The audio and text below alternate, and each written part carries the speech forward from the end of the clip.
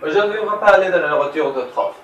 Donc, à l'alimentation autotrophe, les organismes vont obtenir leur nourriture dans une forme de particules complexes comme les protéines, glucides et les lipides.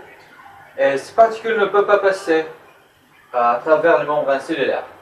Donc, ces particules doivent être décomposées en particules plus simples dans leur structure, comme les acides aminés gras, le glucose et le glycérol.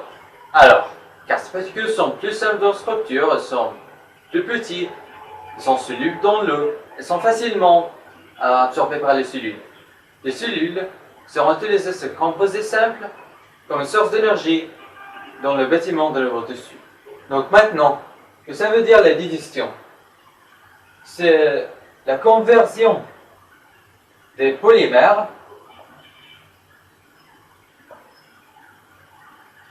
qui sont les particules élémentaires de grande taille en particules élémentaires de plus petite taille, et ça veut dire les monomères, en moyenne d'hydrolyse. Cette action est catalysée par une action enzymatique. Donc, le processus de digestion est catalysé par les enzymes.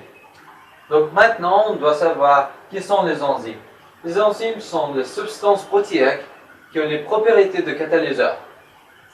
Donc, la réaction qui est catalysée par les enzymes dépend de la structure de l'enzyme, la structure des réactions, ainsi que la nature des réactions dans l'ensemble.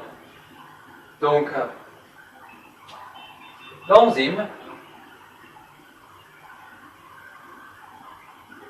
catalyse la réaction entre les substances réactives pour finalement donner des produits.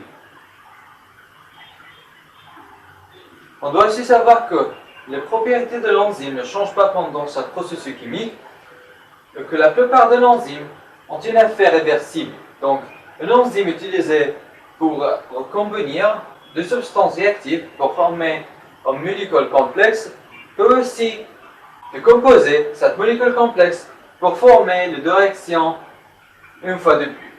Finalement, on peut dire que quelques enzymes sont sécrétées par les cellules dans une forme inactive.